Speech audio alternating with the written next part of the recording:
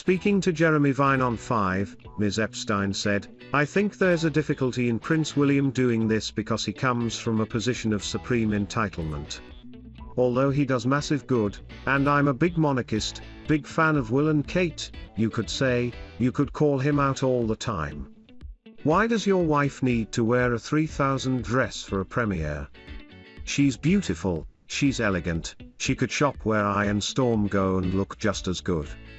The Duke also added, "That really is quite crucial to be focusing on this planet, rather than giving up and heading out into space to try and think of solutions for the future." The comments have faced backlash and William has been branded entitled, because of Kate's 3,000 dress she wore at the Bond premiere. The Duchess wowed the world when she stepped out on the red carpet in a dazzling gold, full-length gown by Jenny Packham. The dress was fit for a Bond girl, and all eyes were on Kate regardless of the star-studded cast. This is not the first time that Kate has been branded out of touch, as during lockdown the mum of 3 admitted she found pandemic parenting exhausting. This was met with a brutal reaction on social media, stating that the royal family have dozens of people working for them. The CEO of the anti-monarchist group Republic called it out-of-touch patronizing nonsense. Other Twitter users commented on the size of their residence, stating the Duchess had no clue. Kate is not the only Duchess under the spotlight for her fashion choices. Meghan Markle has been slammed as completely out of touch, after wearing couture clothing on a recent tour of New York City. During the visit, the pair went to a school in Harlem, where Meghan read the youngsters her children's book, The Bench. The Duchess of Sussex wore a Loro Piana cashmere coat, which cost around $4,282 and matching wide-leg trousers, which are reportedly priced at $1,235. Royal expert Katie Nicholl from Vanity Fair spoke about the Duchess on the Royal Beat. She said, "Turning up at an underprivileged school in Harlem in a couture coat that costs more than the combined incomes of most of those parents at the school, it doesn't make any sense." Prince Harry continues to face security threats since relocating to California, despite him no longer being a working member of the royal family. An expert on the monarchy and security said that this was an inherited threat due to his close relationship to the Queen, and that the issue of security not only affects Prince Harry but also had an impact on his mother, Princess Diana. Richard J. Aldridge, the co-author of the book The Secret Royals, Spying and the Crown from Victoria to Diana, said, "Yes, he's inherited threat, it's not his fault. One of the things that come through in The Secret Royals is that this is not a new problem. We've seen 3 generations of people exit from the royal family, the Windsors. We've seen Princess Diana leaving her security behind, and now Harry, and security is arguably the biggest problem." Issues regarding the security of the royal family have often been a contentious topic of debate. The security of leading members of the royal family, namely the Queen, Prince Charles, Camilla, Prince William, and his family, is publicly funded through the Treasury. The Treasury does not disclose the agreement regarding how much this costs or who benefits most from the agreement. On their website, it states, "It is long-established policy not to comment upon the protective security arrangements and their related costs for members of the royal family or their residences. Other working members of the royal family, who are not in the direct line of succession, are not provided with 24/7 security. This includes Prince Edward and Princess Anne, who are only provided with a security detail when they are conducting official engagements on behalf of the Queen. Prince Andrew is currently still entitled to publicly funded security due to his position as the son of the reigning monarch, despite having stepped away from royal duties." However, in January 2020, there were reports that the Metropolitan Police had suggested reducing his security detail due to his withdrawal from public life. His daughters, Princess Beatrice and Princess Eugenie, also stopped receiving publicly funded security after they completed their university degrees. Following her divorce from Prince Charles, Princess Diana refused the services of royal protection officers. It was stated that she no longer wished to be surrounded by as many bodyguards as was accustomed when she had been married to the future king.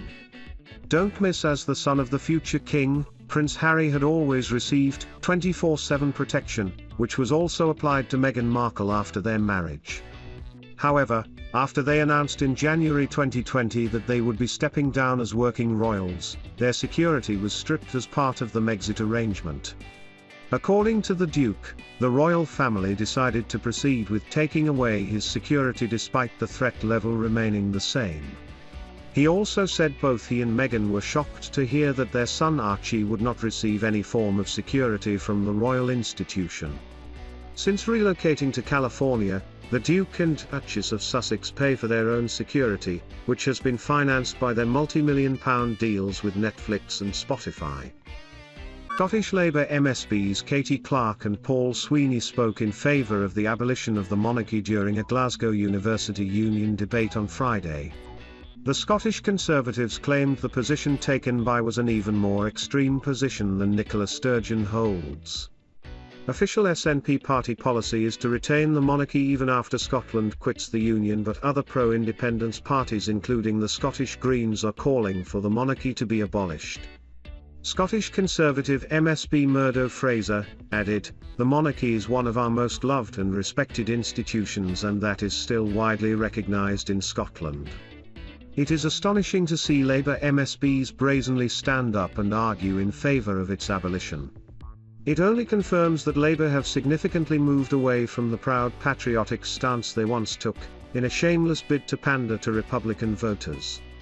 These Labour MSPs surely have more pressing matters to be focused on, rather than talking up the prospect of getting rid of the royal family." Fellow Scottish Labour MSP for North East Scotland Mercedes Villalba had also tweeted earlier this year, "Why not simply abolish the monarchy and all their arcane nonsense?" Mr. Fraser added, "We already knew Mercedes Villalba already held this extreme position, and now two more of the new cohort of Scottish Labour MSPs have lined up to join her." The row is the latest in a series of Scottish politicians' remarks calling for the monarchy to be abolished north of the border. Alex Salmond's ALBA party approved plans to ditch the monarchy in Scotland at the end of the Queen's reign. At the hardline Nationalist Party's inaugural conference in Greenock last weekend, members approved a motion to back the creation of a Scottish Republic with its own president. It states, "Once the term of the existing highly respected head of state is over, then an independent Scotland should have an elected head of state with similar powers to the President of Ireland." The move, for Mr. Salmond's party, was a large shift from the SNP position on the monarchy, which wishes to retain the institution in an independent Scotland. The motion also called for a written constitution for Scotland to be created based on the principle that Scots are sovereign. Councillor Lee Wilson, who spoke in favour of the resolution, said, "ALBA is offering a vision of a modern head of state for a modern nation, taking its rightful place among the other nations of Europe and of the world, as part of a written constitution, subject to the final say of the people on the proposed constitution in a referendum." Scottish Labour has been approached for comment. James Rosebush, a Reagan White House official and founder of growth strategy.us, penned a piece for Business Insider, in which he hailed Her Majesty TM's gift of winning anyone over with her social skills. He has met with leaders of multiple countries as well as huge corporations, but he has singled out Queen Elizabeth II as the best he ever had the pleasure of speaking with. In the piece, he gushed, "The Queen of England, clocking in as the world's longest reigning head of state, was to me by far the best purveyor of the art of conversation. Having had the opportunity to talk with her on many occasions over several years, I was flabbergasted at how she had honed the skill to perfection. She never, ever talked about herself or complained about anything. The focus was always on the other person and delivered as if she were really interested in my answers." He also wrote that natural curiosity in others is one of the most valuable traits a person can have.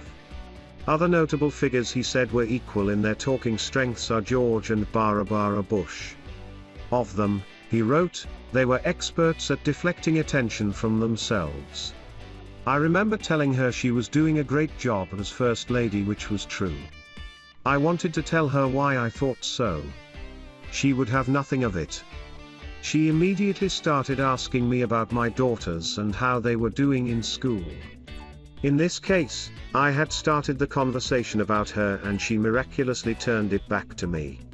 Rosebush went on to outline in 3 points his analysis for becoming a master conversationalist. He writes that extreme self-centeredness is crippling and leads to the failure of effective communication. He also states everyone should do their research first on anyone they are trying to win over, and thirdly he writes trainee conversationalists should let the questions roll. The tips are similar to that of the best-selling book How to Win Friends and Influence People, which outlined in 10 steps how to dazzle anyone. Tips included remembering people TMS names and being interested in what they have to say.